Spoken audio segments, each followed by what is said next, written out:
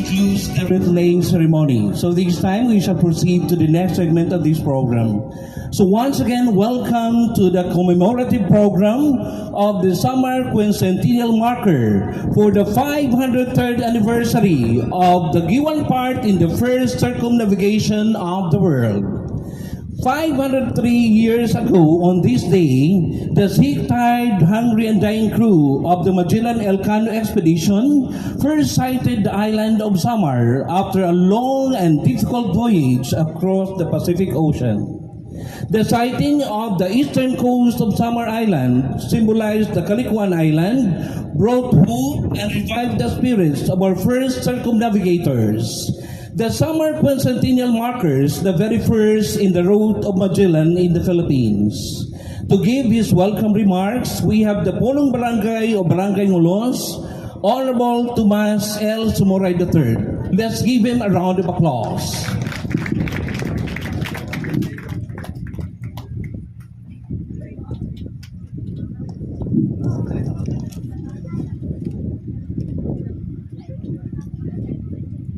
Ang ato dynamic na Mayor Annalisa Gonzales Juan, sa Guniang Bayan members, mga punong barangays, nga niya na, of course, ang pagnamitan, Kapitan Tessie, Kapitan Tito, and Isos, Kapitan Cesar, mga barangay officials, nga niya na, ang atong district supervisor, Sir Inocentus Madrazo, ang amon principal han Ngulos Honeywell Elementary School, Ma'am Central Altar, ang sugad man ang mga magturotdo, mga estudyante, ang atong kapulisan, aton na tanan maupay nga aga. 503 anyos na ang naglabay, nagpapabilin paghihapon, aton panumduman o aton kasing-kasing ini nga mahinungdanon nga okasyon, pagsantop aton kung ano ang importante nga mahibaruan naton ang aton mga katikangan.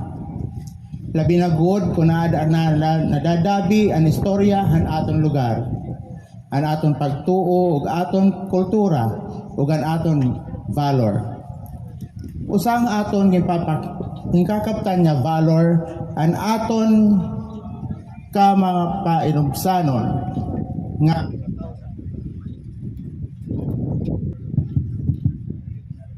usa nga aton gingkakaptan nga valor ang aton ka mga pakainubsanon nga katawhan nga durot hin pagsusog han gugma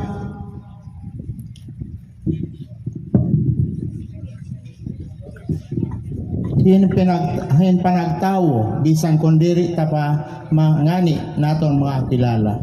Yan ang adlaw aton din na hinunumduman ngan makalilipay nga tubtub hini nga mga bag-ong henerasyon aton pa na ipapatuman.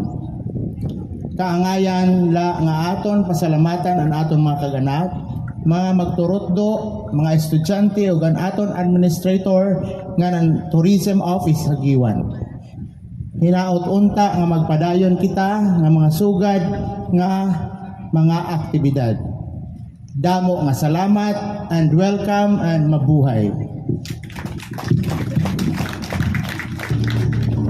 Okay, so thank you so much, Honorable Tamtam Sumuray III, for that very welcoming remarks. Let's give him a round of applause, please. At this point in time, let us hear the keynote message of our guest of honor. We have Honorable Mayor Annalisa P. Gonzales Juan. Let's give her a round of applause, please.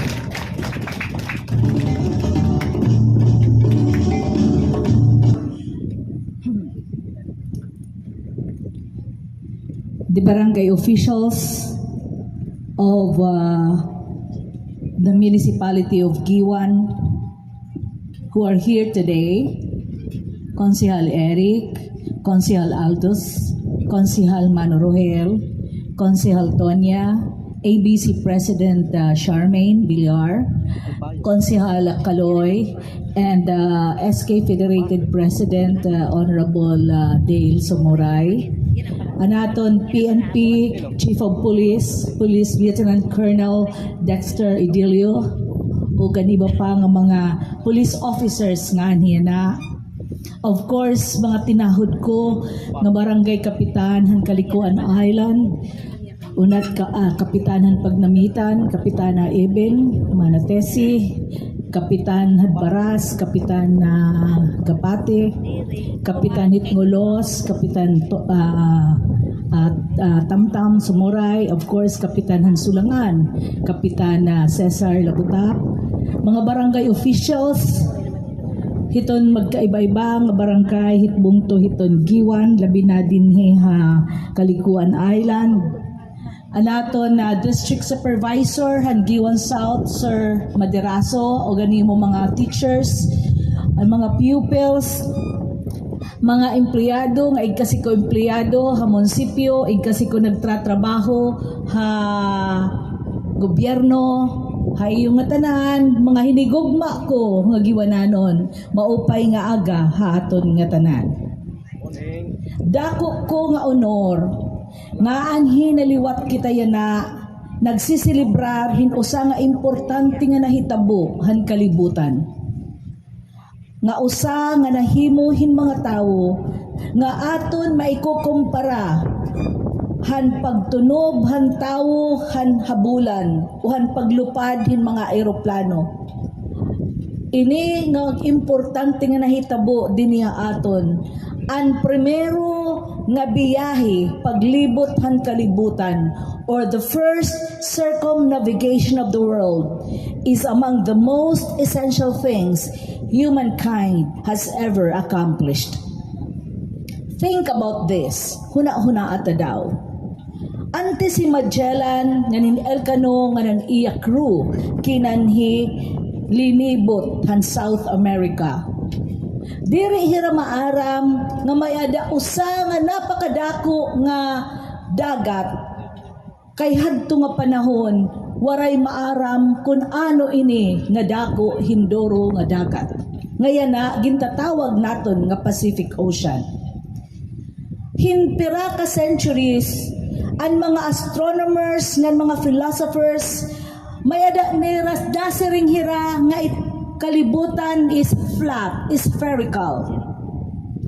Pero waray nera scientific proof nga asya ini. For 1,000 years, waray nera kaprobare or waray nera concrete proof nga iton kalibutan sugad hini. An era mga maps were incomplete because nobody ever passed by these parts of the world. Diri hira maaram punhain hira pag-aagi. Pagbiling hini nga era sinisiri nga Spice Islands. Kay Asya an era katuyuanan, which was their main purpose of the expedition of Magellan and Elcano. Knowledge or hibaro, asya ang dako nera nga nahimo. That is why this achievement is important to the world, to science and to technology. Hibaro knowledge.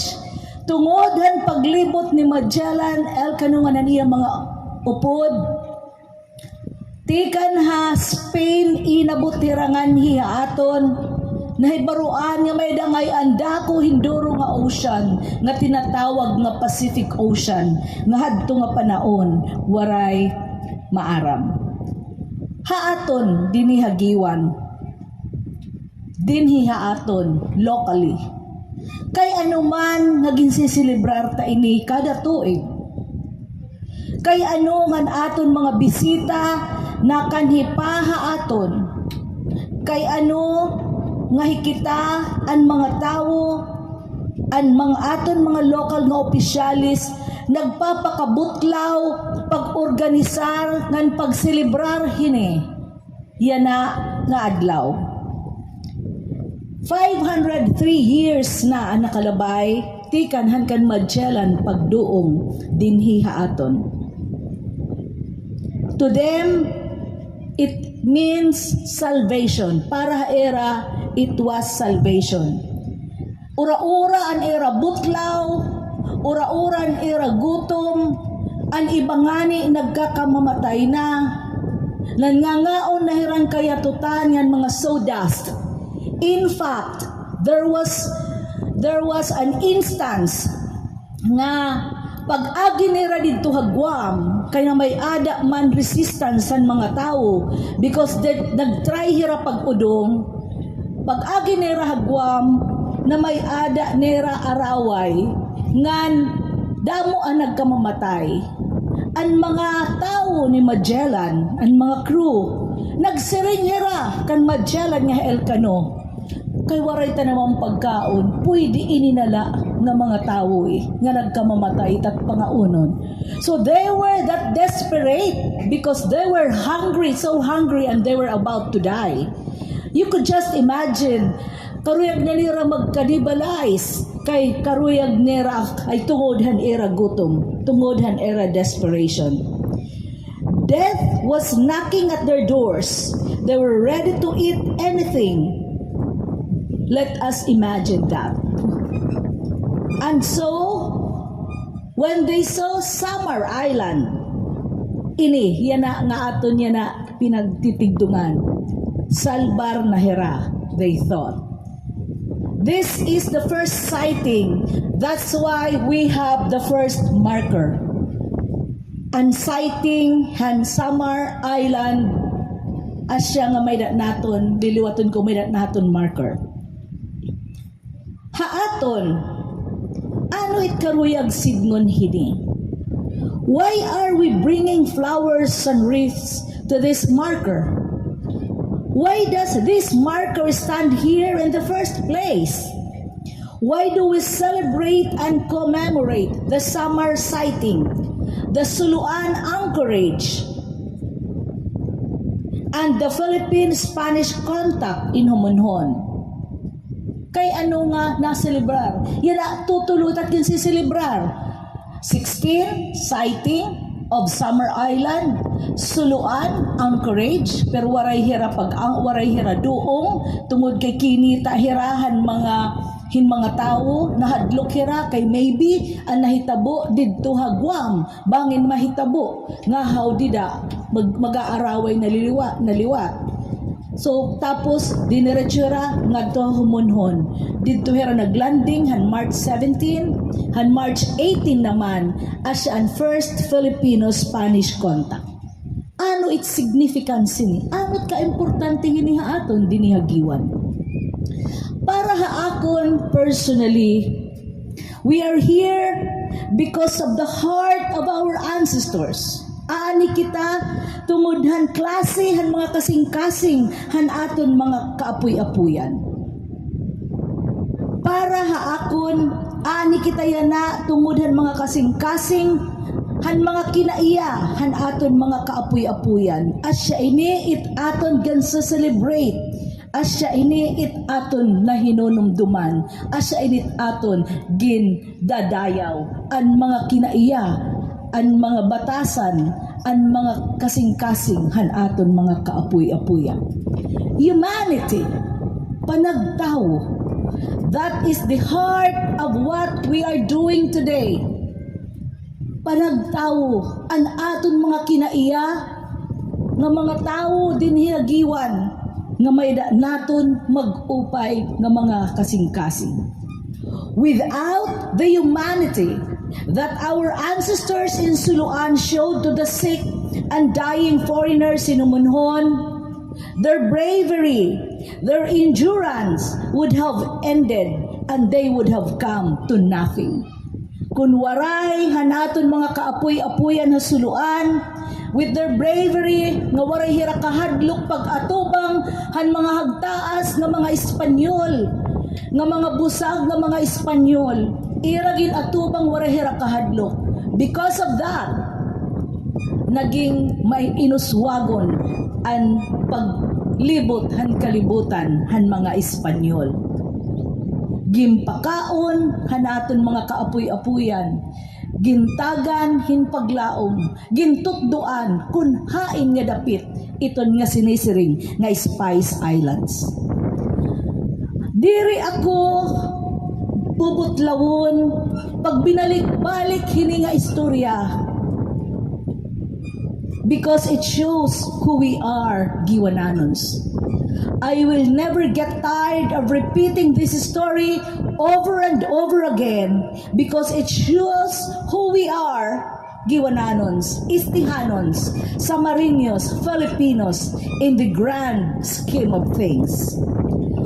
So these explorers, starving, ridden with disease on the brink of death, spotted our beloved home and saw their hope and salvation.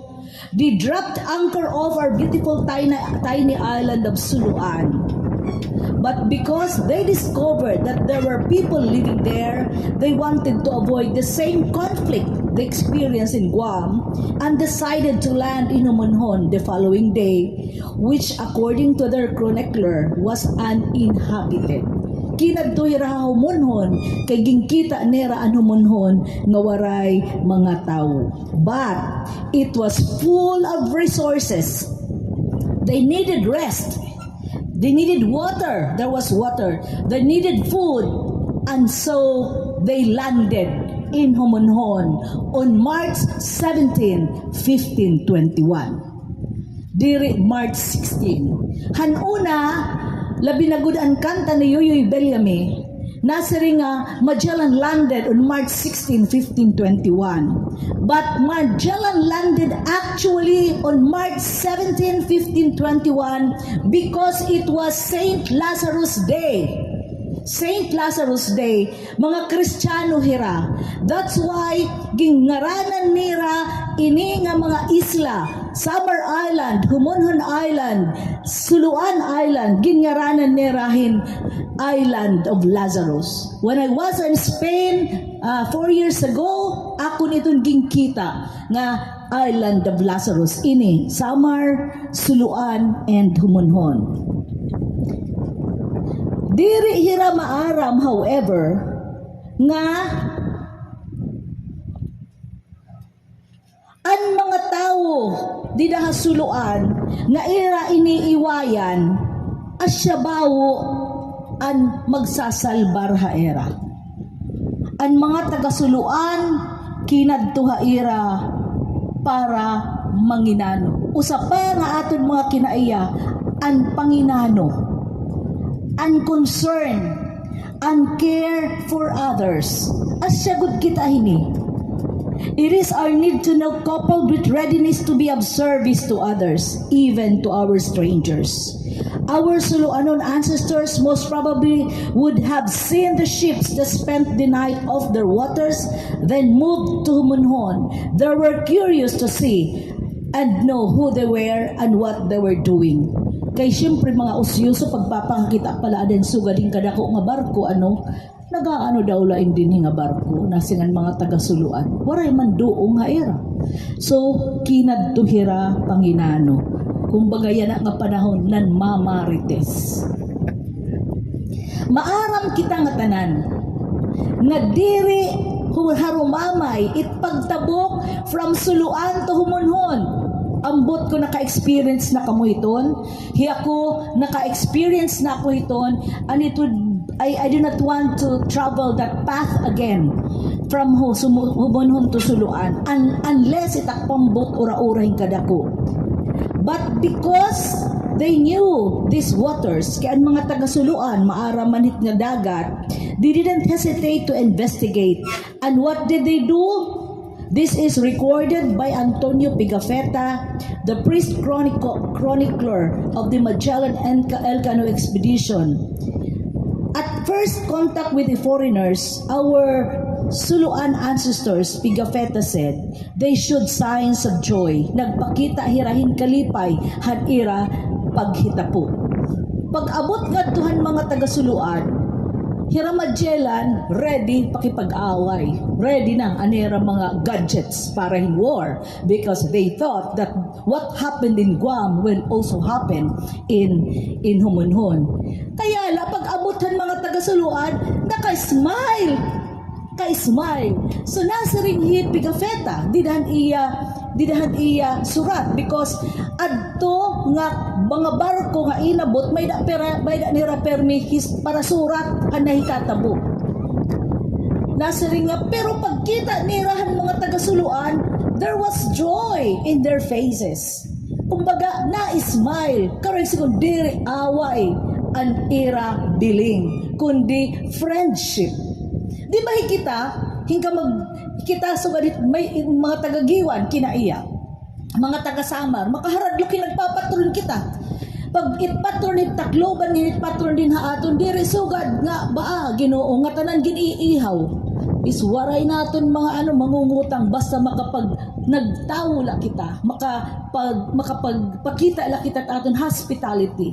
Ngan may darangani naton mga bisita, pero mi kita nasiring, nangaon na kamo? Kadi sulod kamo. Bisan dita mga kilala ging papasulod. Pay nalaki di kita nagkaka-hold up kay waray taman mga salapi. Pero that's the way we are, di ba? Sulod, uswag kamo, uswag. Asya itong aton mga kinaiya.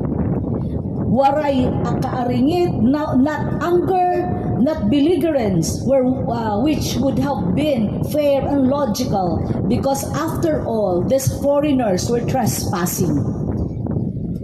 So waray hira pakipag-away. They were happy they met them. Malipayon hira. Imagine that. That joy in seeing strangers on their land. And what's more is that when they discovered that the foreigners needed help, they offered it readily. Pagkita nga magsakit, pinanggugutom, sinaring ang mga taga-suluan. Dinhilaan ay kamo, mabalik kami. Kay magdadara kami hin pagkaon haiyo. See? Kay pagkatunira waray panira-dara. Friendship anay. Pagkita nga mga magsakit ng pinanggugutom, anay. Makadianay kami, mabalik kami. We will bring food. So, may ada nira na pagkaon. The return to Suluan and prepared fish, chicken, even tuba. True to their word, they returned to Humunhon and gave the Spanish food and friendship. They might have even shown them how to drink and eat silot, which we know greatly helps anybody recover. So, March 16, sighting in Samar. March 17, anchorage in Suluan. And March 18, it is the first Filipino-Spanish contact. Primero nga pag-atubang han mga Pilipino nganan mga Espanyol.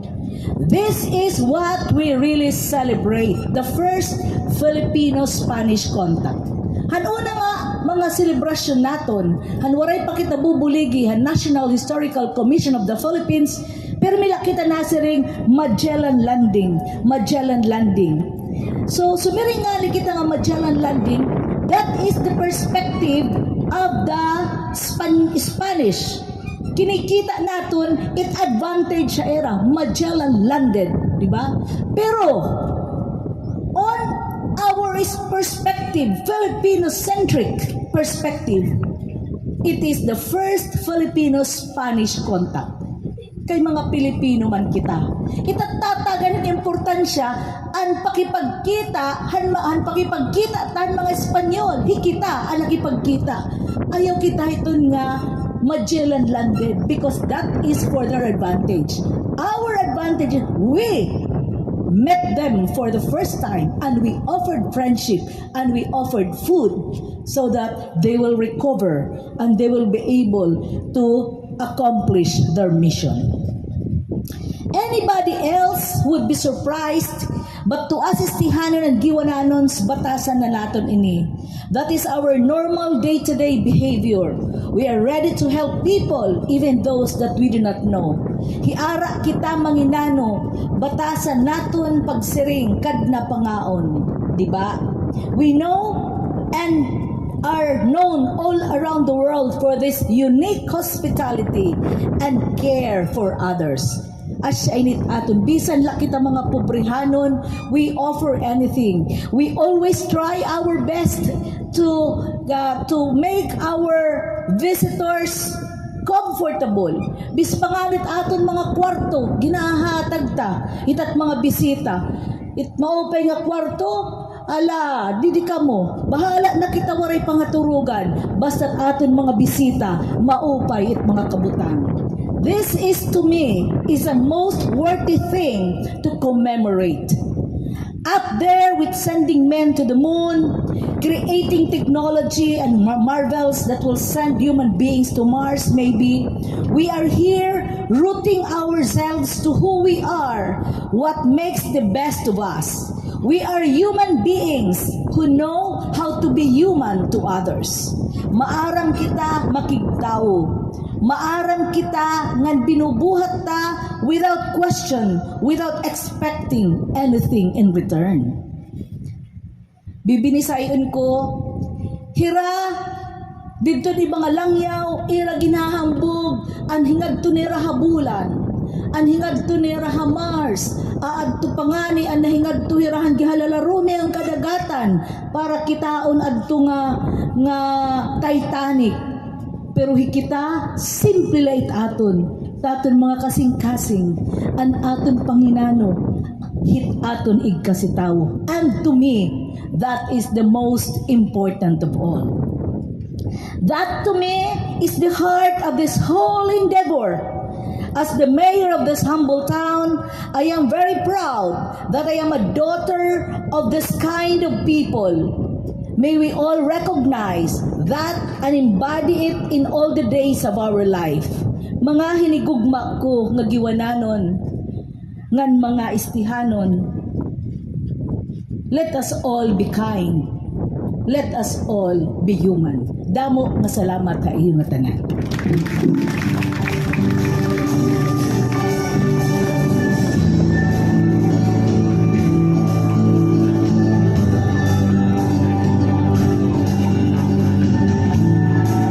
Okay, so thank you so much, Mayor, for giving us a comprehensive recall on the history of Magellan Landing.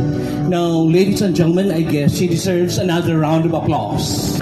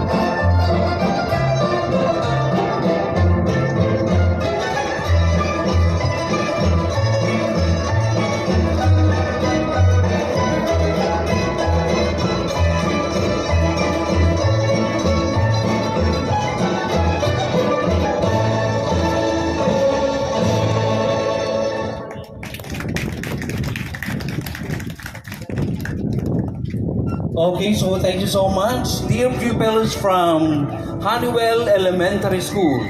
So ladies and gentlemen, that concludes the commemorative program for the summer quincentennial marker for the 503rd anniversary of the Guiuan part of the first circumnavigation of the world.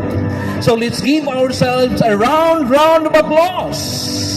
Damong salamat. Thank you, everyone. So this time we would like to invite our guests to a photo shoot or photo op session, starting with our guest of honor.